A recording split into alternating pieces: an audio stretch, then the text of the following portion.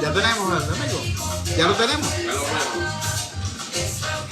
Muy buenas noches, Venezuela. Bienvenidos todos a este su espacio. La Fuerza de la Unión, una tribuna abierta de la sociedad democrática venezolana para compartir con todos ustedes, más allá de cualquier distingo puntual, partidista o ideológico, la angustia, la preocupación, la justa indignación por lo que ocurre en nuestro país y también la certeza, la confianza, la esperanza de que trabajando juntos, de que remando unidos en la misma dirección, seremos capaces de construir la Venezuela de trabajo y de respeto, la Venezuela con alimentos y con medicinas, la Venezuela con democracia y con libertad, que todos necesitamos y que ciertamente todos merecemos. La Fuerza de la Unión es una presentación de frigoríficos NIS, el placer de la carne, ubicado en la planta baja del mercado municipal de Chacao. Es también una presentación del supermercado Madrid, ubicado en la calle Paz de Chacao, diagonal a la Plaza Bolívar de ese municipio. Queridos amigos, una de las informaciones más importantes de la jornada que alude directamente a nuestro país, se produjo en el exterior. Se produjo en la oficina del Alto Comisionado de las Naciones Unidas para los Derechos Humanos, quien este martes 19 de marzo presentó su actualización oral sobre la situación de Venezuela. Destacan nuevas restricciones al espacio cívico, reportes sobre malos tratos y torturas a personas detenidas, así como llamamientos a unas elecciones participativas y justas fueron parte de los hechos reportados. La alta comisionada adjunta Nada al-Nasif lamentó al inicio de su intervención la decisión del gobierno venezolano de suspender las actividades de la oficina en el país, consumada a mediados de febrero. Estas medidas son incompatibles, expresó, con los términos de la carta de entendimiento acordada entre el gobierno y esta oficina. Al-Nasif recordó que el próximo 28 de julio se celebrarán elecciones presidenciales en Venezuela y reiteró los llamados anteriores para que estos procesos electorales nacionales de Venezuela sean transparentes, inclusivos y participativos. Aseguró que la firma de los acuerdos de Barbados del pasado octubre fue un paso positivo para establecer las condiciones para unas elecciones creíbles. Hago un llamamiento para que se apliquen estos acuerdos plenamente y de buena fe. En su actualización oral puso énfasis en las restricciones al espacio cívico y democrático, incluidos los casos de detención, intimidación y estigmatización de miembros y simpatizantes de partidos de oposición. También destacó que los derechos humanos, además de las libertades de expresión, reunión y asociación, son condiciones esenciales para los procesos electorales y deben protegerse. La alta comisionada se refirió a la represión, la detención arbitraria y las amenazas que enfrentan los defensores de derechos humanos en el país.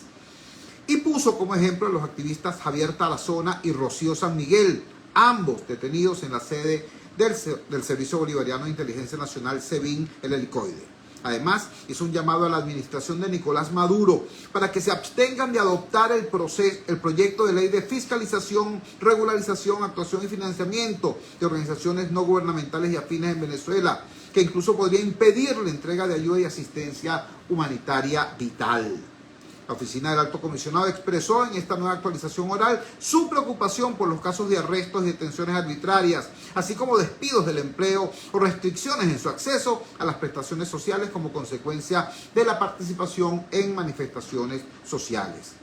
Aunque reconocieron los esfuerzos del Estado para disminuir los delitos comunes y registraron una baja en asesinatos en contextos de operativos policiales, la oficina solicitó a la administración Maduro que tome las medidas necesarias para frenar la impunidad en caso de violaciones a los derechos humanos. La alta comisionada adjunta destacó que desde enero de 2023 han documentado 18 casos de desapariciones forzadas cometidas por agentes policiales y de servicios de inteligencia durante detenciones.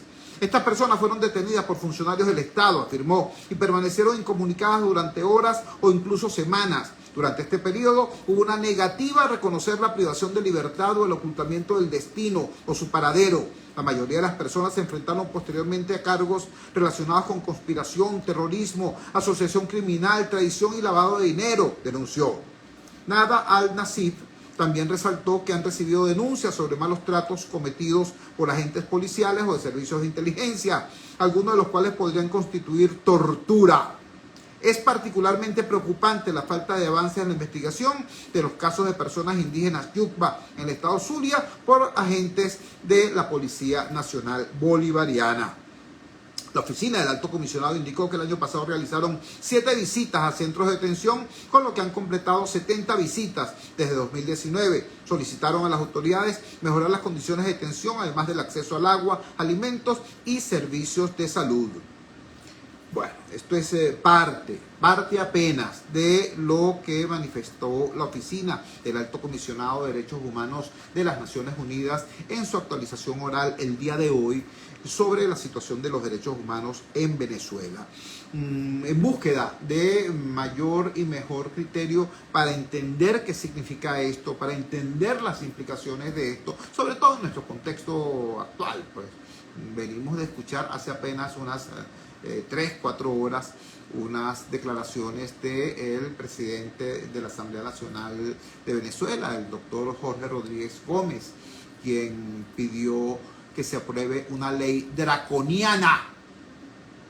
Discúlpenme, pero el adjetivo lo utilizó el mismo doctor Rodríguez Gómez para castigar con cárcel a quienes él llamó traidoras y traidores a la patria.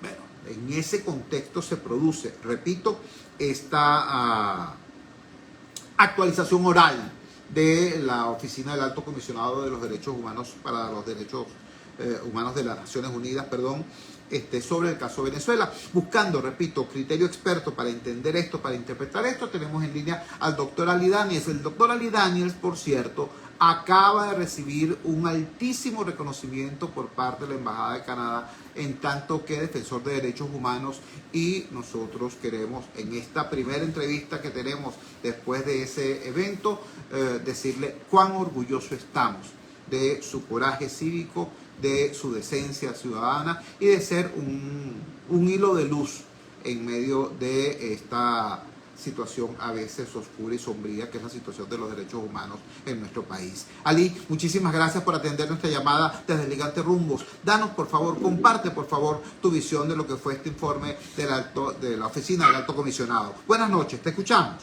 Buenas noches, muchas gracias. Y bueno, yo creo que el informe del Alto Comisionado fue mucho más duro de lo que esperábamos.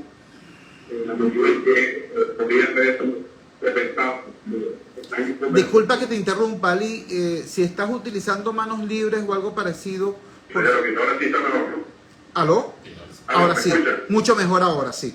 Sí, no, decía que ante la expectativa que teníamos de que el informe del Alto Comisionado, en vista de la expulsión porque tuvo, de la que fue objeto su equipo, pues podía haber tenido un discurso más suave en la medida en que quiere regresar y podría estar negociando, pues debo decir que estas expectativas no se cumplieron y que el informe fue mucho más contundente que incluso muchos de los que se realizaron en oportunidades anteriores, ¿no? Entonces, en este sentido, el hecho de que haya dicho que no es que estamos hablando de 1, de 2 y de 3, sino de 18 casos de desapariciones forzadas, es algo sumamente grave y es lo que a nosotros nos tiene más preocupados, porque como dijimos en nuestra intervención ante el Consejo, aunque eso ya había ocurrido anteriormente, igual que las detenciones arbitrarias, el hecho de que estas desapariciones ya no son por horas, sino que pueden llegar a ser por semanas,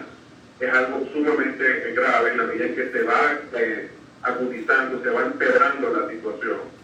Entonces, lo digo porque yo entiendo que puede haber personas que de buena fe dicen, bueno, pero si hay magnicidios, si se están cometiendo delitos, el Estado tiene que hacer algo. Y la respuesta es, sí, tiene que hacer algo, pero lo que no puede hacer es desaparecer personas, torturarlas y detenerlas arbitrariamente. Tiene que, justamente, si se está actuando en defensa de la ley, no se puede violar la ley, y mucho menos los derechos humanos en defensa del Estado. Entonces, esto lo quisiera yo aclarar, porque a raíz del tema de los magnicidios y de todas estas compilaciones que se dice que se hacen, pareciera que eso justifica todo lo que ocurre después, y eso no es cierto.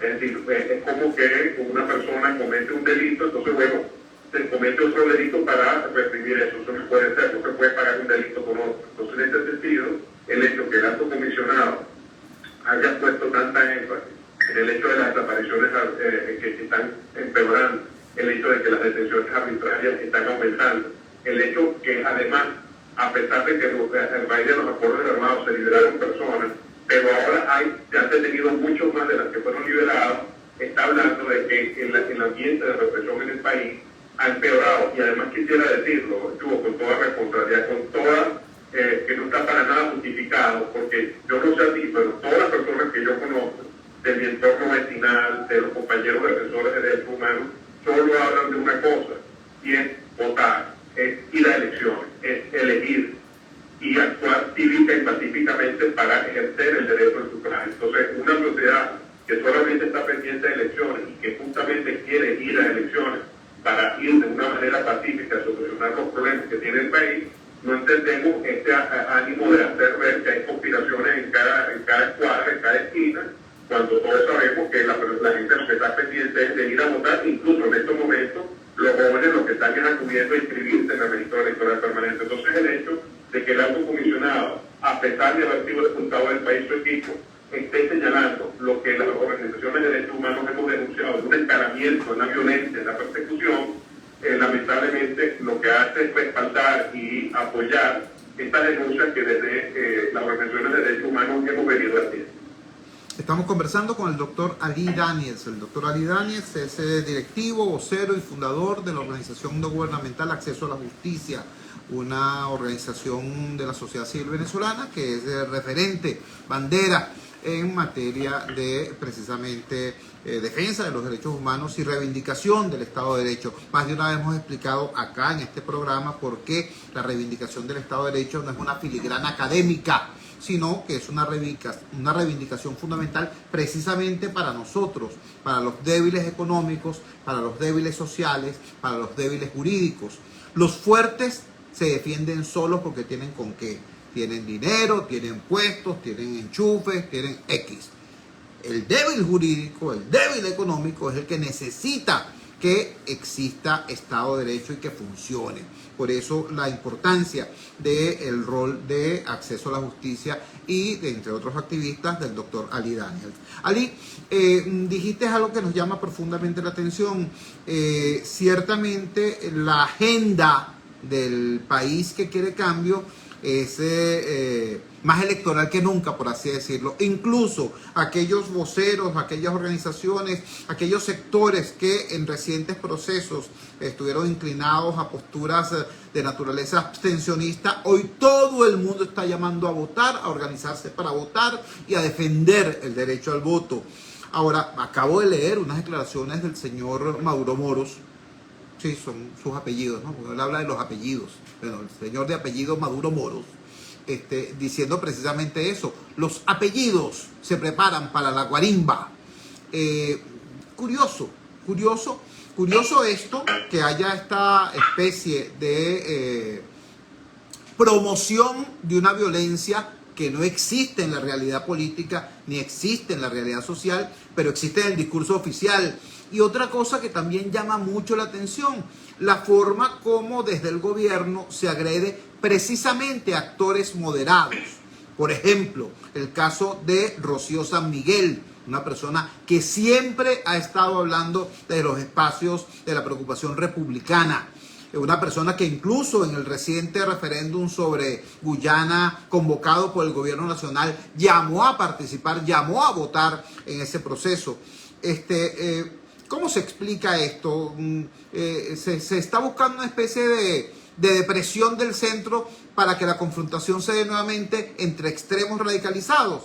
¿Cuál es tu visión y en ese contexto este llamado a hacer y aplicar leyes draconianas, para utilizar el término recientemente utilizado por el presidente del Parlamento? Sí, bueno, lo primero es decir que aclararle a nuestros escuchas que si esta ley que se está aprobando hoy en el Parlamento definitivamente es la ley de acceso oficial y donde se sanciona a cualquiera que se haya opuesto a los esfuerzos del gobierno referentes al tema del efectivo, decir que en las exposiciones que se hicieron hoy se dijo que todo aquel que hubiese dicho que había que posponer el referéndum, le tenía que ser aplicado ese artículo. Debo explicarle a nuestros escuchas que eso no es posible porque la Constitución en su artículo 24 prohíbe las normas de carácter retroactivo y en particular las normas de carácter penal.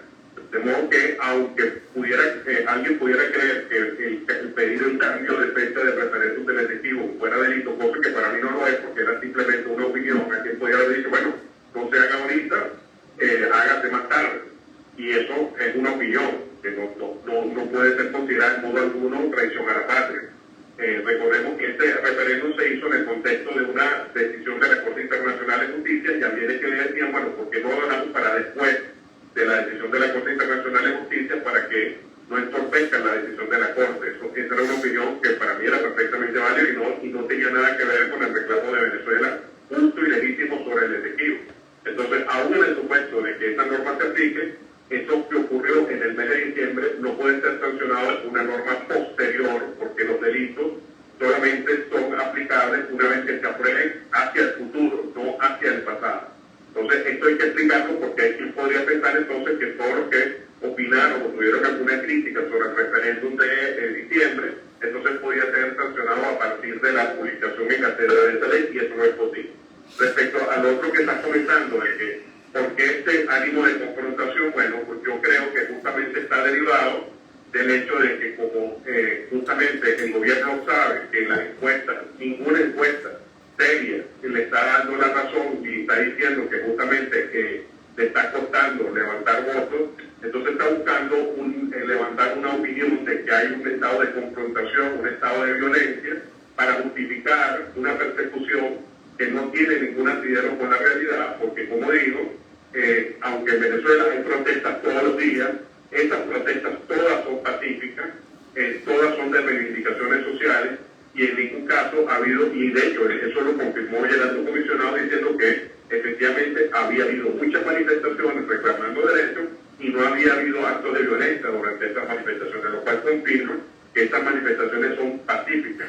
Entonces, a pesar de eso, de que hay mucho malestar del pueblo porque no ve que sus derechos son cumplidos, eso no ha hecho que estas manifestaciones populares se vayan a la violencia, y justamente está viendo las elecciones como una solución.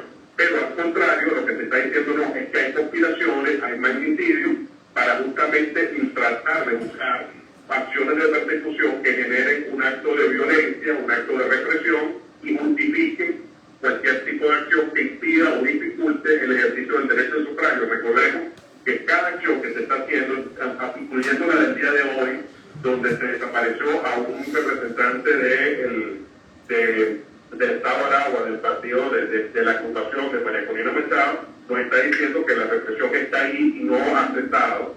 Igual con todos estos actos que están ocurriendo en los centros donde se están inscribiendo jóvenes, donde se están poniendo dificultades, donde le están pidiendo requisitos que la ley no pide. Por ejemplo, ha habido casos aquí en Caracas que le están pidiendo a los muchachos que tienen su cédula en la mano que traigan además una copia de la cédula, cosa que es ilegal, porque lo que basta es la cédula nada más, la cédula original.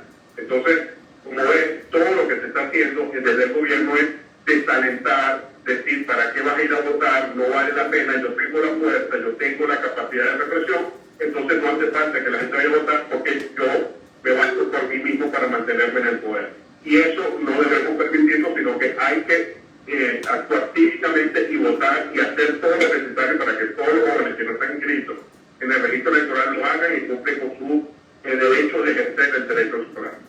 Estamos conversando, repito, para quienes se incorporan recién a la transmisión, con el doctor Ali Daniels, directivo, fundador, vocero y codirector de la organización no gubernamental Acceso a la Justicia, recientemente merecedor del premio a Defensor de los Derechos Humanos de nuestro país, otorgado por la Embajada de Canadá.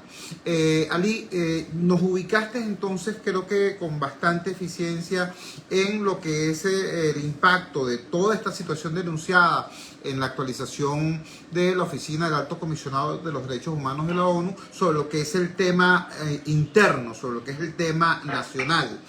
Creo que estamos ya más o menos claros en que no es cierto que este juego esté trancado entonces y que tengamos un país enguerrillado, saturado de conspiraciones por todos lados. Tenemos un país que en una inmensa mayoría está buscando, trabajando y promoviendo por una solución pacífica y electoral que es constitucional y que la tenemos a vuelta de unos meses. Ahora bien, háblanos ahora del tema internacional. Esta actualización del informe del Alto Comisionado de los Derechos Humanos de la ONU sobre Venezuela se produce en el marco de la reciente decisión de la Corte Penal Internacional dando luz verde a la investigación de la Fiscalía sobre el caso Venezuela 1, es decir, sobre la denuncia hecha por las víctimas de las violaciones de derechos humanos y los crímenes de lesa humanidad presuntamente perpetrados en nuestro país. Por otro lado, hoy se hace esta discusión en la Asamblea Nacional, se resucita el tema de Guyana, olvidado desde la realización del frustrado, del escuálido referéndum de Guyana. En este caso aplico la palabra correctamente, pues no es una cosa peyorativa desde el punto de vista político. Digo que fue un referéndum escuálido porque nadie vio votantes por ninguna parte. Pero es que estamos a las puertas de que Venezuela tenga que presentar su contramemoria y no se sabe qué va a terminar ocurriendo con eso. Háblanos de esa situación internacional. Si la situación nacional del gobierno es ciertamente precaria, ¿cuál es el marco internacional? Bueno, el marco internacional es que no hay órgano de protección de derechos humanos que no haya señalado la violación de derechos en Venezuela. Es decir, es algo unánime, Chu. Usted puede ver la Corte Interamericana, que por cierto, debo decirle a nuestro oyente que hace unos días se dictó una sentencia de la Corte Interamericana en un caso Cajar contra la República de Colombia, donde la Corte señaló que había un derecho que era nuevo, un derecho humano nuevo, que ellos reconocen como tal, que es el derecho a defender derechos.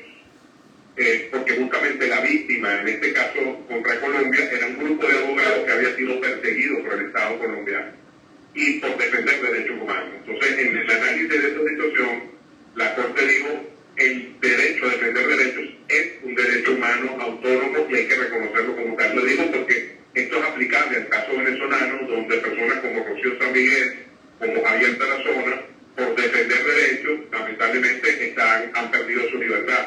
Y las amenazas al espacio cívico son constantes. Entonces, lo que quisiera hacer es destacar eso. Respecto a los otros órganos de protección, en el caso de la CPI, como tú acabas de decir, ya abre ahora la posibilidad de que el fiscal continúe con la investigación y pueda presentar un caso. Recordemos que no hay lapso para ello. Y además debo recordar que en Caracas se va a instalar una oficina del fiscal, que esperemos que también ocurra prontamente. El fiscal dijo que en el primer trimestre, por lo cual debe ser inminente la instalación de esta oficina.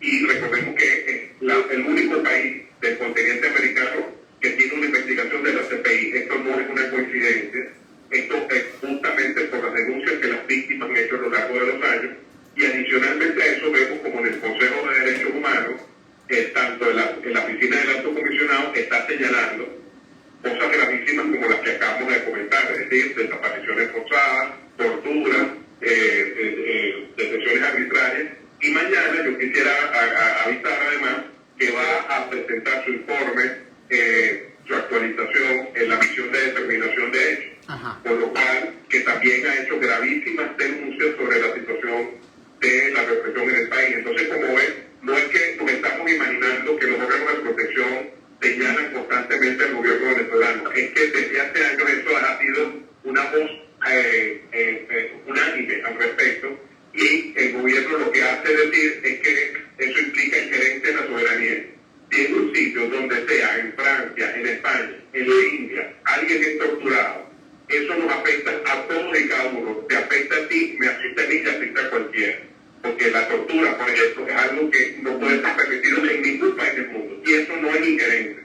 Porque la soberanía no está para generar impunidad, sino que la soberanía está para servir y proteger a los ciudadanos y respetar sus derechos. Entonces, decir que las denuncias de violación de derechos humanos es una injerencia en asuntos internos es algo absolutamente falso, que no tiene ninguna sustentación y que lo que está haciendo es tratar de generar impunidad. Y la impunidad es lo contrario a la defensa de los derechos humanos. Ali, queremos agradecerte enormemente que nos hayas regalado estos minutos y que hayas compartido tu mirada sobre estos eventos y su impacto nacional e internacional a propósito de este tema crucial que son los derechos humanos en nuestro país. Un gran abrazo, buenas noches. Saludos, Chugo, muchas gracias. Ali Daniels, directivo, cofundador, vocero de la organización no gubernamental Acceso a la Justicia. Algunas otras informaciones que quiero compartir antes de cerrar esta parte del programa. El abogado Joel García, defensor de derechos humanos, profesor universitario, informa a través de Efecto Cocuyo lo siguiente: Rocío San Miguel tiene 36 días sin poder designar a sus abogados. Esto, por supuesto, es una irregularidad, por supuesto, es una violación de sus derechos, claro que es una barbaridad, pero además se ubica o tiene una gravedad adicional si ubicamos que el plazo para presentar pruebas a favor de Rocío San Miguel cierra dentro de 9 días. Entonces, pareciera ser que precisamente este retraso en la presentación de Rocío en tribunales para que pueda juramentar a la defensa que ella escoja, no al defensor público que le impone el gobierno, tiene que ver precisamente con esto, pues con dejarla en estado de total indefensión. Otras informaciones relevantes en la tarde de hoy y vinculada con este tema de derechos humanos tiene que ver con la situación de Javier Tarazona. Comparto con ustedes este tuit que emitió su hermano José Rafael Tarazona Sánchez. Hoy, 19 de marzo, suman 991 días. 991 días de detención arbitraria y privación ilegítima de libertad de Javier Tarazona, director de Fundarredes. Debe ser puesto de inmediato en libertad. Ser defensor de derechos humanos no es un delito. Su salud ya no es la misma. Es decir, estamos a 9 días de que Javier Tarazona cumpla 1000 días en prisión. Repito, Javier Tarazona no es un malandro, no es un delincuente, no saqueó el dinero de PDVSA cripto, no se robó los reales cuando estuvo ahí aquel señor que decía que PDVSA era 2 atojitas, ¿se acuerdan? No. Javier Tarazona no ha perpetrado ninguna de esas agresiones contra el país. Es un educador, es un defensor de derechos humanos, es una persona que estuvo durante muchísimo tiempo advirtiendo la presencia de elementos irregulares en la frontera sur de Venezuela, concretamente en el estado Apure, en el estado Táchira. El Estado no atendió sus denuncias hasta que desgraciadamente algunos de esos grupos hicieron armas contra el Estado venezolano, contra el ejército venezolano, mataron soldados nuestros, mataron oficiales nuestros y a otros los secuestraron. Todo eso ocurrió y en lugar de agradecerle a Javier Tarazona los servicios prestados al país, al advertir a tiempo esa circunstancia, entre muchas otras cosas que denunció Javier Tarazona, lo que hicieron fue, repito, ponerlo preso y está a 9 días, repito, de cumplir 1000 días de privación ilegítima de libertad. Cuando son las 8:29 minutos de la noche capitalina, vamos a la siguiente pausa comercial. Vamos a identificar también la valiente señal del gigante Rumbos y ya regresamos con muchísimo más de la fuerza. La fuerza es la unión. Así es, Bexaida. Pero los ladrones sí están en libertad disfrutando del dinero del erario. Así es. Elín Martínez, ¿cómo estás tú? Saludos a Douglas, que está por allí.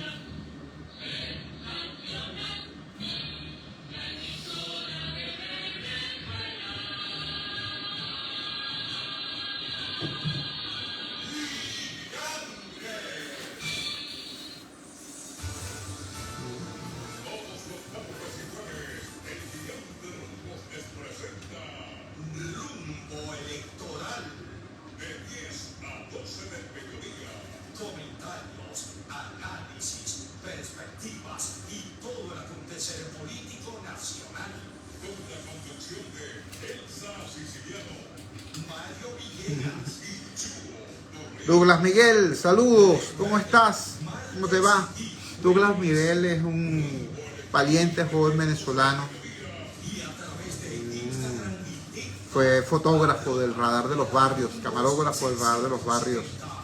Y es activista de derechos humanos allá en la parroquia Antímano. su condición de joven especial con síndrome de Down no ha sido en absoluto impedimento para que sea un modelo para sus compañeros de vecindario. Mervin, saludos. Un orgullo para nosotros la amistad y el compañerismo con Douglas Miguel.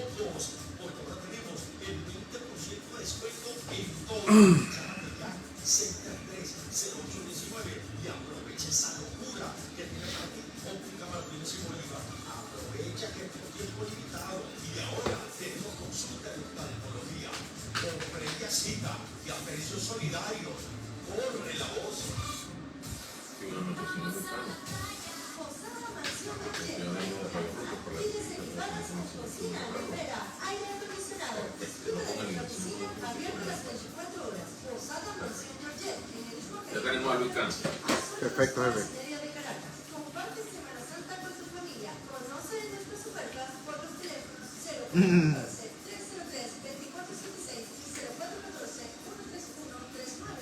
Alfredo, ¿cómo estás? Alfredo me escribe lo siguiente: buenas noches, ¿cómo estás, Chubo? Esta mañana faltó una pregunta clave a Héctor Rodríguez, que explicara a él decirle Diosdado que ni por las buenas ni por las malas. Y lo de Maduro, que dijo que si perdía no sé qué cosa. Bueno, eso sí se lo planteé yo mismo se lo planteé a Héctor. Y él explicaba que había visiones distintas dentro de ese movimiento. Lo cierto es que yo se lo dije con mucho respeto, pero con mucha claridad también. Es extraño que dentro de una estructura vertical, piramidal, como ese partido, hayan criterios tan dispares. Regresamos a la Fuerza de la Unión. Mira, y vamos a tocar un tema que tiene que ver con el honor de las personas, que tiene que ver con la reputación de las personas, que tiene que ver con la imagen pública y privada de las personas. Todas estas razones, todos estos conceptos son generalmente muy preciados por el oficialismo, por funcionarios, ¿no? Que si les dicen algo, entonces dice, me estás agrediendo, estás instigando al odio, estás haciendo utilización no autorizada de mi imagen. Eso se lo han copiado hasta los policías, ¿no? Si paran a la gente y empiezan a hacerle solicitud inadecuada de papeles y cosas por el estilo, y el afectado entonces empieza a grabar el procedimiento y dice, no me puedes grabar, cosas por el estilo. Eso ocurre. Sin embargo, el gobierno sí utiliza en forma arbitraria y grosera la imagen de algunos ciudadanos.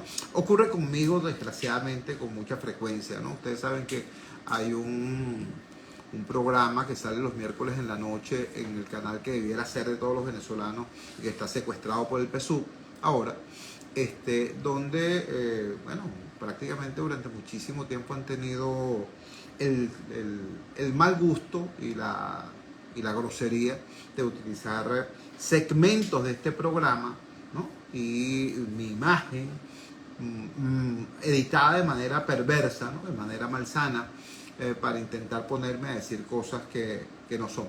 Como ustedes saben, en este programa con mucha frecuencia uno dice verdad. Yo no estoy aquí para hacerle propaganda a nadie. Yo si tengo que criticar al gobierno, critico al gobierno. Si tengo que criticar a la oposición, critico a la oposición. ¿Qué hacen ese programa de los miércoles?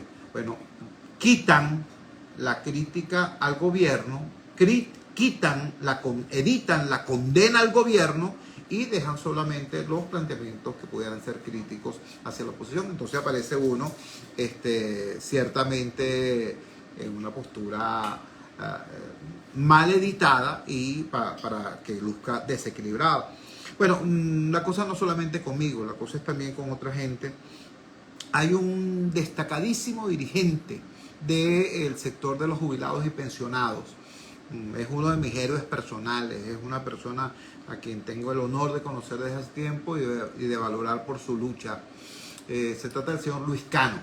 El señor Luis Cano, lo conocí, dirigente sindical cuando era trabajador activo, ahora que es líder de los jubilados y pensionados, bueno, mi respeto por él simplemente se acrecienta.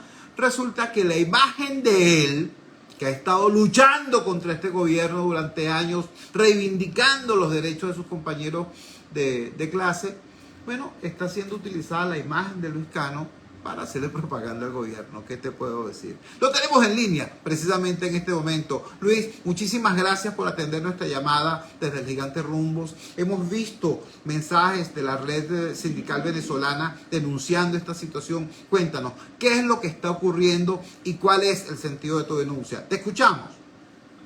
Bueno, Chulo, primero que nada, hermano, darte las gracias porque siempre nos está dando esa oportunidad, este espacio para seguir visibilizando la situación de los niños venezolanos.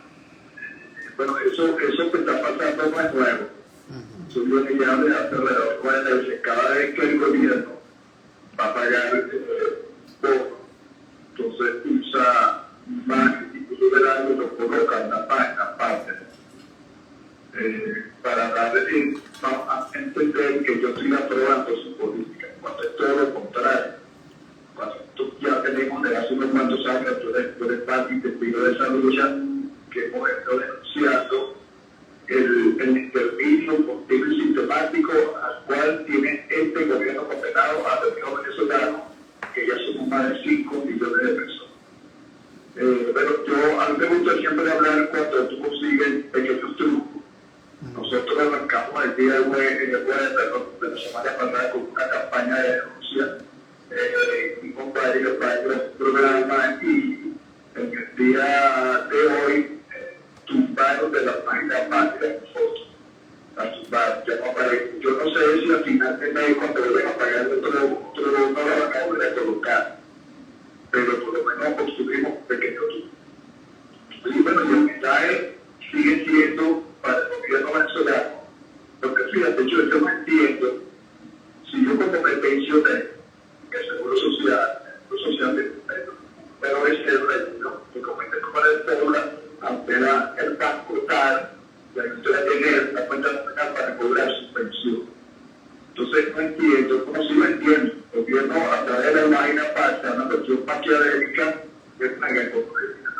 Entonces usa eso como un mecanismo de presión, mecanismo para humillar a los pueblos venezolanos, porque tú tienes que actualizar esa página, ahí te piden una serie de datos, hacen una plataforma de datos y por ahí empiezan a usar eso para aumentar, te pasan incluso hasta encuestas favorables al gobierno, que tú obligatoriamente tienes que resolverla, porque si no la respondes no pueden acceder a la página. Entonces, por eso digo que el mecanismo social maquiavélico, los cambios que deberíamos denunciar. Pero también queremos ser un gobierno que tampoco nos vuelve a caer de nuestra lucha. Nosotros ya planteamos una lucha hace tantos años, pero hemos dicho ya el cansancio, que lo que estamos viendo este gobierno también cumpla el artículo 80 de nuestra Constitución, que para nosotros tener una vida y cerrar nuestro ciclo de vida como merece, necesitamos cosas tan cotidianas como el derecho a la salud, el derecho a la alimentación, el derecho a la recreación. Y todo eso que me he puesto en la calle, no al exterminio de los viejos venezolanos. Nos queremos morir de viejos como Dios manda. Y lo vamos a seguir trillando, porque no siempre. Entonces estaba conversando con un amigo y nosotros, porque no tenemos el tiempo, nosotros necesitamos ver este gobierno respuesta del diablo. Porque aquí el más muchacho tiene 60 años. Y el único delito maestro Chubú es haber introducido en Venezuela, haber trabajado toda una vida en una empresa privada o una empresa pública para que el gobierno lo quiera condenar a vivir con una pensión de 130 euros. Mira, la Comisión de Derechos Humanos decretó que una persona que gane 1,35 dólares diarios ya está en pobreza extrema. Entonces estamos condenados a vivir con 130 dólares por diario mensual. Los venezolanos estamos sobreviviendo. Hay una lista que nadie lleva. Nuestros hermanos que se han muerto porque han parado su medicina, porque especialistas en alimentación precaria, de nutrición, y al final la enfermedad avanza y soltamos y el fallecimiento. Porque nosotros en el caso tenemos enfermedades crónicas que van a acompañar hasta el resto del mensaje.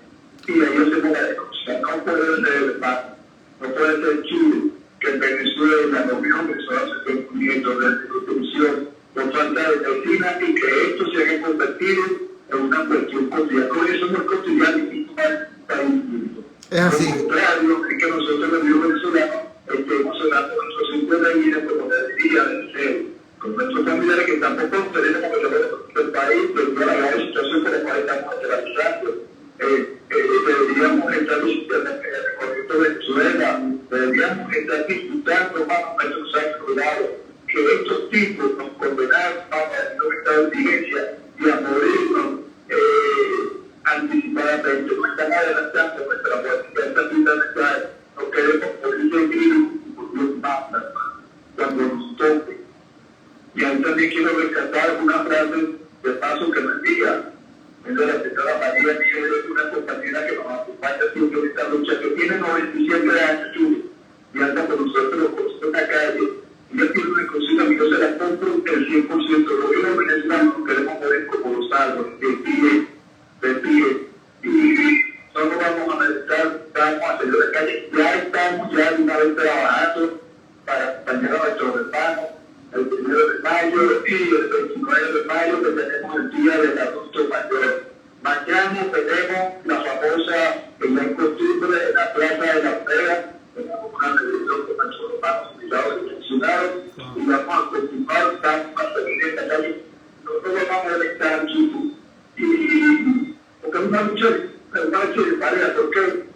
Hermano, porque el gobierno tiene una plataforma mediática que cuenta todos los regalos del mundo y a eso se hace muy difícil para poder comunicar. Luis, lamentablemente el sonido es bien, o sea, se escucha con mucha dificultad, sí, con mucho eco, pero te agradecemos muchísimo, Luis, estos minutos. Rescatamos 3 cosas. En primer lugar, que en efecto estaban abusando de tu imagen y de la imagen de otros compañeros de esta lucha. En segundo lugar, que la denuncia logró el efecto de que al menos por ahora hayan retirado esa imagen. Y en tercer lugar, que se sigue en lucha y están realizando la convocatoria, de la cual nos vamos a hacer eco a lo largo de todos estos días. Muchísimas gracias, Luis. Buenas noches. Era Luis Cano. Luis Cano, un representante de los trabajadores jubilados y pensionados, diciendo lo que, bueno, a mí me estremece porque los he escuchado, porque los he visto, los he acompañado, cuando dicen queremos morirnos cuando nos toque, no morirnos de mengua, ni morirnos de hambre, ni morirnos por falta de medicina, y preferimos correr el riesgo de estar en la calle protestando a morirnos en la oscuridad. Y además solos, porque como ahora la diáspora hizo que las familias se dividan, es realmente dura la situación. Hablando de situaciones duras, comparto con ustedes este titular de Tal Cual Digital. Diputada del PSUV amenazó a activista Richelle Briceño durante protesta frente a la Asamblea Nacional. Voy al texto. La abogada y activista Richelle Briceño indicó que durante una protesta que se presentaron las diputadas del PSUV Niloja Delgado, Yurami Quintero y Dilberly Rodríguez, a quienes increpó por el fracaso de la Subcomisión de Asuntos LGTBI, la inacción del Parlamento. La activista LGBTI abogada Richelle Briceño fue amenazada por la diputada Dilberly Rodríguez durante una protesta en rechazo a los discursos de odio pronunciados por las autoridades venezolanas y la inacción de los legisladores venezolanos a sus demandas. En sus redes sociales, Briceño comentó que la diputada le dijo: te voy a explotar, te voy a reventar, nos vemos pronto, deja que te agarre sola, durante la manifestación frente a la sede administrativa de la Asamblea Nacional en el centro de Caracas. La abogada y educadora Richelle Briceño indicó que durante la protesta se presentaron estas diputadas del PSUV, a quienes les increpó por el fracaso de la Subcomisión de Asuntos LGTBI, la inacción del Parlamento para aprobar leyes contra la discriminación por razones de diversidad sexual y de género, sobre identidad de género, así como el nulo apoyo para que se permita el cambio de nombre a personas trans. Además señaló que le reclamó directamente a la diputada Rodríguez, que pertenece a la Secretaría de Diversidad Sexual del PSUV, no existe ninguna iniciativa y eres el espejo de lo que sucede en el Parlamento. En fin, esto fue motivo para empezar a recibir amenazas. A mí me parece que esto es sumamente grave porque, en primer lugar, recordemos que estamos hablando de que, según esta información, quien profiere las amenazas es una parlamentaria. Recuerden ustedes, se le llama parlamento a la sede de la Asamblea Nacional, del Congreso, porque allí se parla, se habla. Es decir, el instrumento para la acción legislativa, para la acción política, es la palabra. Entonces, es particularmente grave cuando alguien que debe hacer de la palabra su instrumento fundamental, más bien recurre a la amenaza física, ¿no? A la amenaza de la agresión física. Esto es extremadamente grave, lamentable. Entonces creo que tiene que ver con un tema de pedagogía social, ¿no? Y de pedagogía política, profundizar en qué fue lo que ocurrió. Y para eso tenemos en línea precisamente a la abogada y educadora Richelle Briceño. Richelle, gracias por atender nuestra llamada de Gigantes Rumbos. Muy buenas noches. ¿Qué fue lo que ocurrió? ¿A qué se refiere este artículo de tal cual, esta noticia de tal cual y estos mensajes que has difundido por las redes sociales? Te escuchamos. Hola Chu, saludos también a todas las personas que en este momento y en este live nos están escuchando. Fíjate algo, nosotros hoy acudimos a la Asamblea Nacional precisamente a denunciar los discursos de odio que han tenido determinados políticos, en especial quien ejerce la jefatura dentro del Ministerio Público, que es el Fiscal General de la República, y que es parte del Poder Moral Republicano por haber emitido determinadas declaraciones en contra de nuestra población, llamando a nuestra población aberrado, enfermo, satánico, y que estamos colaborando a la especie humana en peligro. Entonces son palabras más, palabras menos, lo que él ha dicho en algunos medios de comunicación y redes sociales. Nosotros, obviamente, este tipo de declaraciones no lo podemos permitir. Y tenemos que hacer un llamado a la Asamblea Nacional, porque la Asamblea Nacional debe interpelar al fiscal, y debe interpelarlo porque está dentro de sus funciones. Y además se configura un delito dentro de lo que nosotros conocemos de la ley contra el odio y la convivencia pacífica. Bien, estábamos allí durante la actividad que se realizó en la tarde. Hacia las 2:30 de la tarde se acercan las diputadas para recibir un documento. Cuando ellas se acercan, era mi derecho de palabra. Y durante mi derecho de palabra, yo, por supuesto, señalé que la Asamblea Nacional tiene deudas históricas con la población LGBTI, que va desde el tema de la no discriminación, el tema del reconocimiento de las familias homoparentales, el tema del matrimonio civil igualitario, el tema de la identidad de género, etcétera, etcétera. Y a esta diputada, que forma parte de la Subcomisión de Asuntos LGBTI, le pregunté qué había pasado con estos asuntos, ¿no? Y que ella, en su actuación, era el reflejo de lo que pasaba en el Parlamento. Era el espejo de lo que pasaba en el Parlamento. Bueno, estas palabras hicieron que ella explotara contra mí, me hiciera amenazas, en fin, una cantidad de cosas que ocurrieron durante mi derecho de palabra, me señalaban, y sencillamente, pues, yo lo que hago luego es procesar todo lo ocurrido. Y estoy como en shock porque yo digo, o sea, yo soy una ciudadana común. Ella es una funcionaria pública del Estado. Y siento que se está haciendo un poder con el cual cuenta para milanarme y para callarme y para callar a todo un colectivo.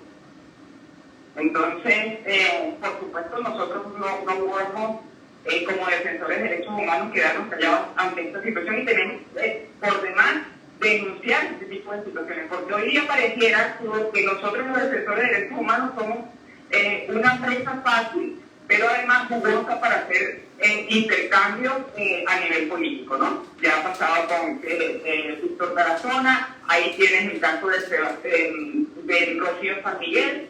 Entonces, ¿qué es lo que va a pasar con nosotros los defensores de derechos humanos en este país cuando somos ciudadanos que estamos desprotegidos definitivamente? Estamos conversando con Richelle Briceño, repito, ella es educadora, es abogada, es mujer trans, es activista de los derechos de la comunidad LGTBI y en tanto que tal acudió a la sede del Parlamento venezolano repito, a denunciar los discursos que ella califica como discursos de odio emitidos por altos funcionarios, entre ellos el fiscal general de la República, y a solicitar que este alto funcionario sea interpelado por la Asamblea Nacional, que es el órgano a quien competiría hacer una diligencia como esa. Y nos está refiriendo que una diputada del PSUV reaccionó con violencia y con amenazas de agresión física contra ella. Ahora, cuando busco en la cuenta de Twitter de esta abogada de esta diputada que nos refieres, Richelle, veo con sorpresa que ella se presenta precisamente como diputada de la Asamblea Nacional, mujer trans, activista de la diversidad sexual del PSUV y luchadora por la justicia y la igualdad social. ¿Cómo se explica esto? O sea, porque de acuerdo al retrato que hace de sí misma, debería ser una persona, digamos, especialmente sensible al tema que ustedes fueron a plantear allí. ¿Qué está ocurriendo? Bueno, en justicia es un tema de incongruencia y de incoherencia, ¿no? Una cosa, yo te puedo describir 1000 formas de mi personalidad, pero los hechos son los que hablan de mí. Y eso es particularmente lo que esta diputada dejó ver, porque hay un gran peligro, y es cuando el partido político de gobierno instrumentaliza al sector social. Entonces, esta es una diputada, efectivamente, de la diversidad sexual, que está allí para lavar la cara de la Asamblea Nacional. Entonces, cuando se le cuestiona a ella, que fue lo que le dice, cuando le cuestiona su actuación como diputada, cuando le cuestionan que no ha habido avances, cuando le cuestionan que ella debió haber defendido con uñas y dientes el tema de la no discriminación, porque hubo una ley que se propuso allí en la Asamblea Nacional contra toda forma de discriminación, entonces ella no defendió esa ley. Sencillamente la ley le engavetaron. Yo como ciudadana y cualquier otro ciudadano en este país puede interpelarla a ella, y no por eso ella responder de la forma violenta y digamos bajo la amenaza que hizo. Sí, bueno, a mí lo que me parece extremadamente delicado es precisamente eso, pues que un ciudadano interpele a un funcionario que además es curioso, porque en el caso de los parlamentarios, más que en cualquier otro caso, la condición de ese funcionario es la de representante popular, representante de la gente, representante del pueblo, y en consecuencia, ¿cómo va a negarse a ese tipo de interpelación? Richelle, ¿habrá algún tipo de actividad, solicitud o procedimiento que ustedes desarrollen ante el Parlamento en función de esta situación? Fíjate, ya esta denuncia es una denuncia pública. Yo coloqué en mis redes sociales que acudir a la Fiscalía para denunciar a una diputada del PSUV, a cualquier otro diputado del PSUV, sería un saludo a la bandera. ¿No? Pero no por ello voy a dejar de alzar mi voz de que mi integridad física y emocional se encuentra en riesgo y en manos de una funcionaria que ha hecho amenazas contra mí y que forma parte esencial del Estado. Ahora, efectivamente la Asamblea Nacional tiene que darnos a nosotros respuestas sobre el tema de los discursos de odio que ha emitido el fiscal general de la República, porque además tengo entendido que ellos van a hacer una renovación del poder moral republicano y que probablemente uno de los nombres para repetir sea el de él. Imagínate seguir teniendo una persona en ese puesto que tiene esta posición en contra de un sector, digamos, vulnerable de nuestra sociedad. Eso no debiera ser y no debería permitir. Es que precisamente por eso es que te hago la pregunta, además por tu condición de abogada y por tu condición de educadora, o sea que eres capaz de explicar esto además con afán didáctico. Hablo del tema de la indefensión, es decir, cuando tú eres o te sientes agredida por un funcionario, tú dices, bueno, voy a la fiscalía a denunciar, sería el deber ser, pero resulta que tú fuiste al Congreso a plantear que el titular de la fiscalía estaba emitiendo discursos de odio. No tenemos quien nos defienda. Entonces tú dirías, bueno, déjame plantearle eso a mis representantes, a los parlamentarios, a los representantes del pueblo. Entonces obtiene este tipo de respuesta. ¿Cuál es la situación? Así es. Entonces, la conclusión es que la población LGBT, así como cualquier población en situación de vulnerabilidad en este país, está en estado de indefensión. Es decir, ya yo no puedo ir a la fiscalía porque sé que en la fiscalía no voy a poder obtener respuesta. Acudo a la Asamblea Nacional bajo el presupuesto de que cualquier otro diputado, así como lo hizo la diputada, pudiera amenazarme por los actos como ciudadano. Entonces, este estado de indefensión de verdad es grave porque a veces se pregunta, bueno, acudo entonces a la Defensoría del Pueblo, pero es que la Defensoría del Pueblo no es más que una imagen allí abstracta que no tiene ningún tipo de incidencia materializable en el tiempo con respecto a la defensa de los derechos humanos y las actuaciones de los funcionarios públicos del Estado venezolano. Lamentándolo mucho, esa es la realidad a la cual estamos atravesando no solo la población LGBTI, sino cualquier ciudadana y ciudadano que se enfrente al poder. Richelle, te agradezco enormemente que nos hayas regalado estos minutos y que hayas expuesto con tanta claridad ante nuestra audiencia, ante el país, la gravedad de esta situación de indefensión. Veníamos de hablar precisamente con el doctor Ali Daniels sobre todo este tema de la defensa de los derechos humanos y cómo el mundo, la Oficina del Alto Comisionado de los Derechos Humanos de la ONU, la Corte Penal Internacional, etcétera, entre tantas otras instancias, tienen sus reflectores puestos sobre el país. Bueno, y tú nos estás presentando un muy duro botón de muestra. Un gran abrazo, buenas noches. Vale, Chubo, muchísimas gracias por este espacio y bueno, por utilizar esta denuncia.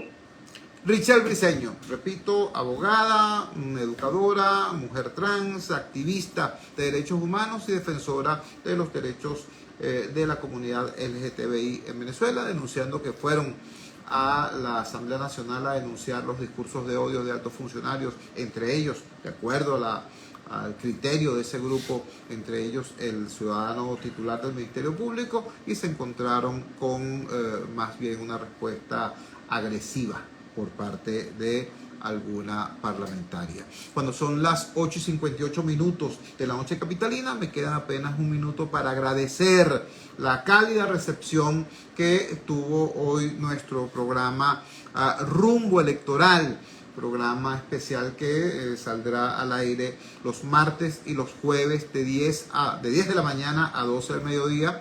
Lo moderamos la doctora Elsa Siciliano, presidenta de la emisora, nuestro colega y amigo Mario Villegas y quien les habla. Creemos que es muy importante promover la cultura del voto, la cultura del debate democrático, la cultura del respeto, de la convivencia democrática. Y hoy tuvimos una interesantísima experiencia en ese sentido y tuvimos presencialmente acá al gobernador Héctor Rodríguez, alto dirigente del PSUV, y tuvimos un encuentro que fue interesante, fue polémico por supuesto, pero siempre en medio de un clima de muchísimo respeto e incluso de cordialidad.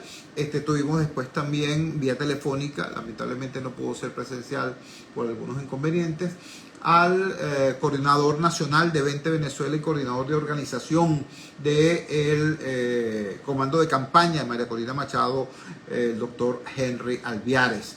Realmente fue una interesante experiencia que, bueno, vamos a seguir realizando porque hace falta espacio. Hace falta espacio. Usted se pasea por la radio o por la televisión venezolana en estos tiempos y, bueno, desgraciadamente no es lo que abunda espacio para el debate respetuoso, para el debate fructífero. Bueno, aquí en Rumbos estamos comprometidos precisamente con eso. Cuando son las 9 puntos nos despedimos. Trabajamos para ustedes en la presidencia, el gigante Rumbos, la doctora Elsa Siciliano. Al frente de los controles estuvo, como de costumbre, el señor Luis Salazar. Habló para ustedes su amigo, comunicador popular, activista social, ciudadano en lucha por la democracia y por la libertad, Jesús Chio Torrealba. Ahora más que nunca, fuerza Venezuela, porque la fuerza es la unión. La fuerza de la unión fue una presentación de frigoríficos NIS, el placer de la carne, ubicado en la planta baja del mercado municipal de Chacao. Es también una presentación de Supermercado Madrid, ubicado en la calle Páez de Chacao, diagonal a la Plaza Bolívar de ese municipio. Cuídense muchísimo. Nos encontramos mañana a las 8 de la noche en la valiente señal del gigante Rumbos, si Dios quiere.